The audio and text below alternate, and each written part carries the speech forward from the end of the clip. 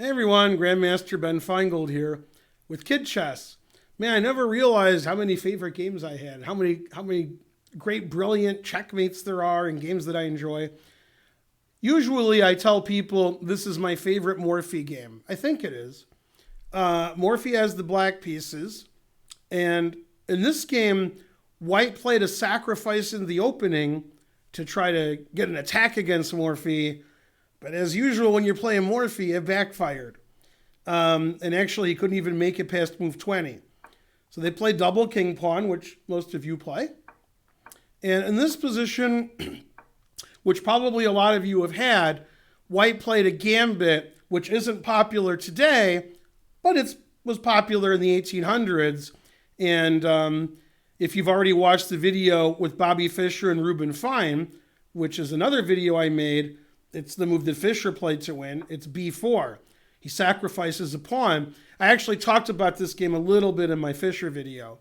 And after black takes the pawn and white builds the big center, they got this position.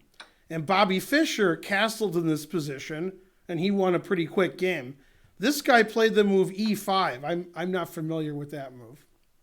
I don't even understand that move. Okay, I think that's just a bad move. And black played d5. And now, since you guys are really good at chess, hopefully you know the en passant rule. En passant doesn't happen very often, but here it is. So we have a pawn on the fifth row. 1, 2, 3, 4, 5. That's white's fifth row. Then we have a pawn that didn't move yet. Almost all of black's pawns didn't move yet. And it moves 2 squares, 1, 2, right next to the pawn on the fifth row. That's everything we need for en passant. Need a pawn on the fifth row, a pawn that hasn't moved yet, and it moves 2 spaces next to the pawn. Then white, if he wants to, can capture the pawn just like it moved 1 square, just like black went here. And that's what he did. After d5, he took en passant. Okay, that's the en passant rule. All right, queen takes d6, white castled, black played knight ge7. One of the things Morphy did better than anybody was he moved all of his pieces and castled. Okay, he didn't move one piece several times. He moved every piece. And we can see he's already moved 4 of his pieces out and white only moved 2. Okay, now what white should do is keep moving his pieces out, and you can see he has a lot of choice here.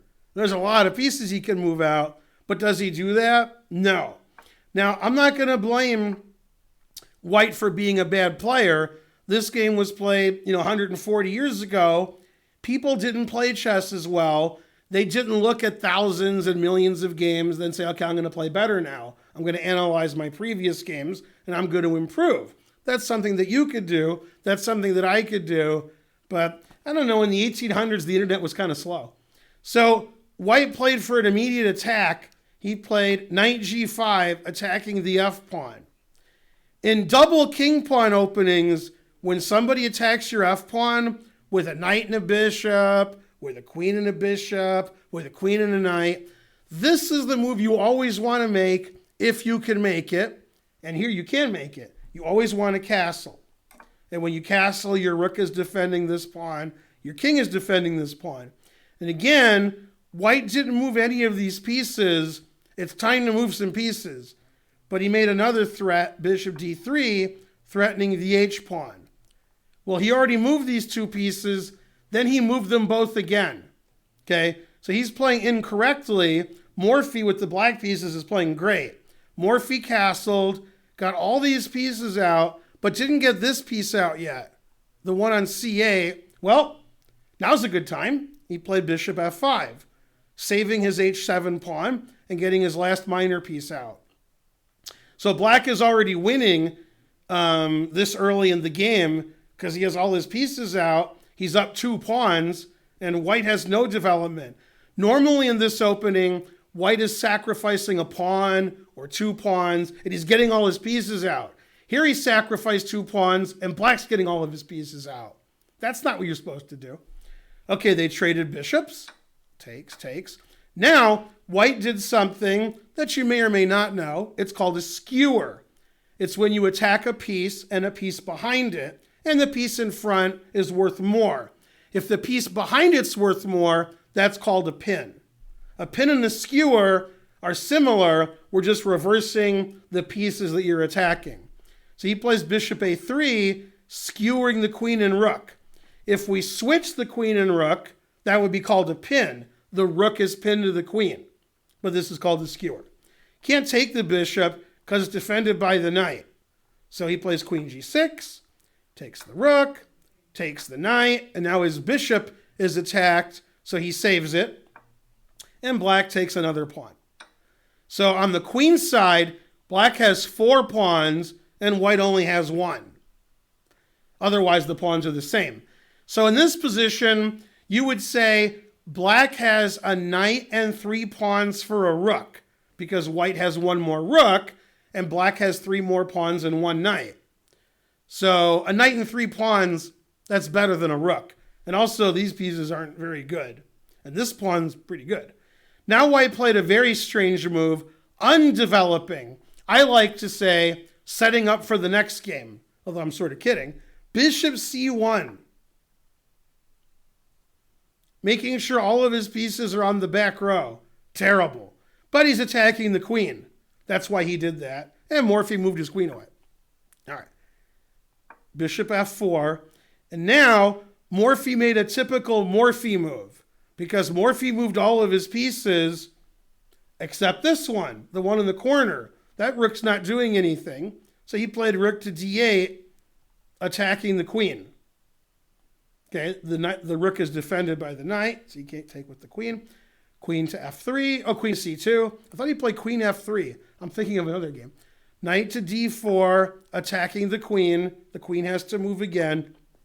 And now, the reason I showed you this game wasn't just to tell you it's good to get all your pieces out and it's bad not to get your pieces out, which I tell you guys a lot. It's because of this amazing move. Remember, the goal of chess is to checkmate your opponent. And when you're ahead a lot of material and your opponent's not getting their pieces out, that's a good time to checkmate them. And here he made an amazing move. And this is the theme of discovered attack. There's a knight here, and if that knight wasn't there, both sides could take each other's queens. Luckily for black, his queen's protected. White's queen is not. So if black moves his knight anywhere on the board, he's threatening queen takes queen. If only black could make another threat, then he would have another threat plus queen takes queen. What's better than taking a queen? If you've watched my videos, you know, checkmate. If somehow black was to check the white king, like this way or this way, if white has to, he could play king h1. On the other hand, there is no other square. There's only h1. The king has nowhere else to go. And Morphy said, man, I wish I was protecting h1. Then if I check him, it's checkmate. Do you see a move black can make which stops king h1 so the king can't go there? He played knight to g3. That stops king h1. And you're like, whoa, why is he giving his knight away? Don't forget, I'm threatening queen takes queen. So you can't take my knight unless you want to lose your queen. And you have 3 ways to take my knight, but they all lose their queen. And you're like, all right, I got this. I'll take his queen, he'll take my queen, then I'll take his knight. Okay, good plan, good plan. But if you take my queen, I'm not going to take your queen. There's something better than taking your queen. Checkmate. That's why he played knight g3, stops the king from going to h1. So not only am I threatening queen takes queen, not only am I threatening knight takes queen, but knight here is either going to be checkmate or win your queen. Too bad white's pieces are stuck in the corner here.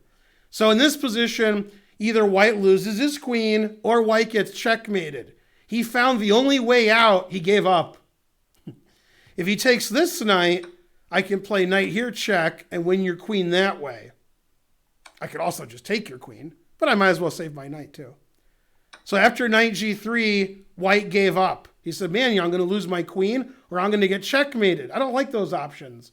So another brilliant game for Morphy. That's one of my favorite Morphy games. I really like the move knight g3. And I like the way Morphy used all of his pieces and his opponent did not. If you're just showing up to the video, maybe you came late to class. And you're like, oh, bishop's on f4. I guess he played bishop f4. Your classmates know better. That bishop went here, and here, and here, and here, and it only looks like it went one move, but he made 5 moves. If you make 5 bishop moves in the opening, and it looks like you made 1 move, you probably didn't play correctly. This is Grandmaster Ben Finegold for Kid Chess. I enjoyed that game a lot. I'm sure you did too, and I'll see you next time. Bye, kids.